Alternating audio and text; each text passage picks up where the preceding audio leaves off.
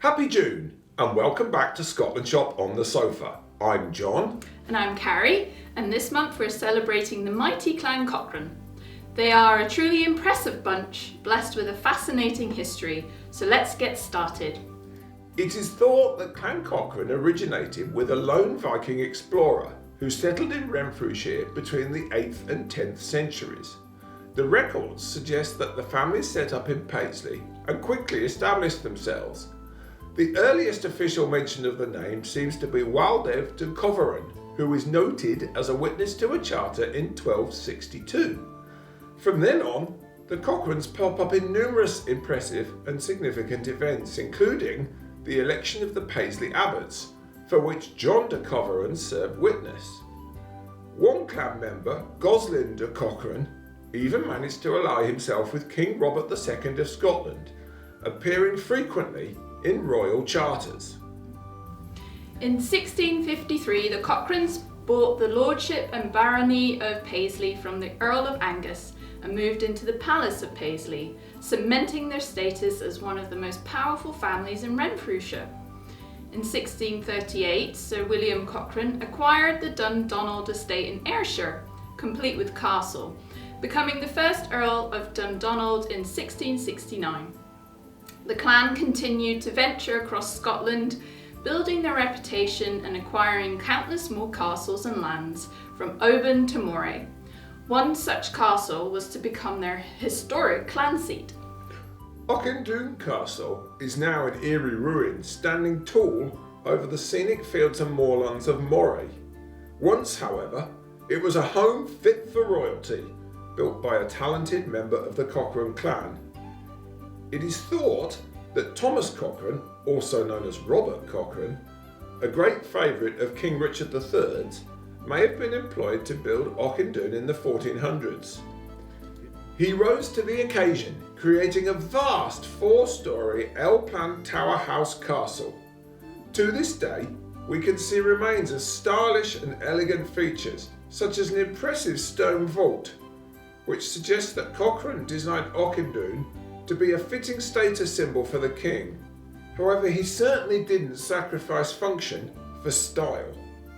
The site housed stables, brewery and bakehouse, allowing a fully functioning community to set up home there, while a round tower in the northwest corner would have guarded the stronghold. Even the location was strategic, as the ground beneath the castle falls away sharply to the south and east into the valley of the River Fiddich, putting the occupiers in prime position to control one of the main routes south. It seems that King Richard was delighted with Cochrane's work, as he gifted the castle to his younger brother John, the Earl of Mar, in the mid-1400s. Unfortunately, the Earl was not able to enjoy this luxurious new home for long, as he was executed for treason in 1480. This gory turn of events worked out surprisingly well for the Cochrane family. When looking for a replacement Earl of Mar and owner of Auchindoun, the king could think of no one better than the architect of the building, so he passed the castle and the title on to Thomas Cochrane himself. Sadly, Thomas was also unable to appreciate his new position for long, as he was killed by a gang of nobles in 1482 as part of a plot to overthrow the king. The truth about what happened in the following 300 years at Auchindoun is disputed among historians, but it seems certain that they were tumultuous and filled with violent clashes. In the early 1500s, the Ogilvie family purchased the castle, remaining there in relative peace until they sold it on to Sir Adam Gordon in 1594. In one popular story about the castle's history, the Gordons' reign is portrayed as bloodthirsty and murderous. Supposedly, in 1571, a group of Gordon men set off from Auchindoun to attack the nearby Corbin Castle, killing many of the occupants and burning the building. There was no way that such an affront could go unpunished, so a small army from Corbin, led by William Mackintosh, advanced on Auchindoun, seeking revenge and set fire to the site, causing widespread damage. This seems to have been a harsh blow for Auchindoun, and by 1594 it was back in the possession of the Ogilvie family, and by 1725 it lay derelict. Today, the castle ruins are cared for by Historic Environment Scotland and are recognised as a scheduled monument. For decades, the site was too dangerous for the public to visit, but after a number of safety precautions were taken, Auchindoun opened for tourists in 2007. We think this would be the perfect place to visit, to witness the Cochrane's immense skill firsthand, and imagine the fascinating and bloody clan conflicts that once raged against the now serene backdrop. Now we have explored a bit about the beginnings of the clan and one of their grand houses, we'd like to introduce you to one famous Cochrane who really captured our hearts. Margaret Corbin Cochran was born in 1751 to immigrant parents and spent her early years living on the edge of the American frontier in Pennsylvania. Her parents decided this turbulent landscape was too risky for a young child, so she was sent to live with her uncle further in state. She stayed there until she married John Corbin, a Virginian farmer, in 1772. The pair lived a simple and happy life on a small farm, but 3 years after their wedding, John was required to enlist in the army to fight in the Revolutionary War. Margaret didn't want to leave her husband, so she followed him into the army, taking on the role of a camp follower. Many women performed this duty during the war, experiencing the same punishing conditions and displaying as much steely bravery as the male soldiers we are accustomed to seeing. Margaret worked as a nurse, helped to carry ammunition, and risked her life bringing food and water to the battlefield. Then, at the Battle of Fort Washington in November of 1776, her role expanded unexpectedly.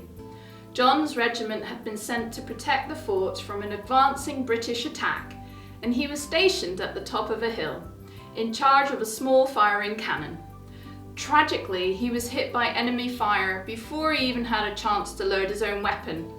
On seeing this, Margaret allowed herself no time for shock or grief, and instead rushed to fill in her husband's position, taking over the cannon herself. She is reported to have worked with great skill and speed, but unfortunately the British were more heavily armed and better prepared, and Margaret was hit 3 times in the arm, chest and jaw. The British Army ultimately won at Fort Washington, capturing the surviving members of the Patriot forces, including Margaret. She was later released and sent to a hospital in Philadelphia, where she received treatment for her injuries.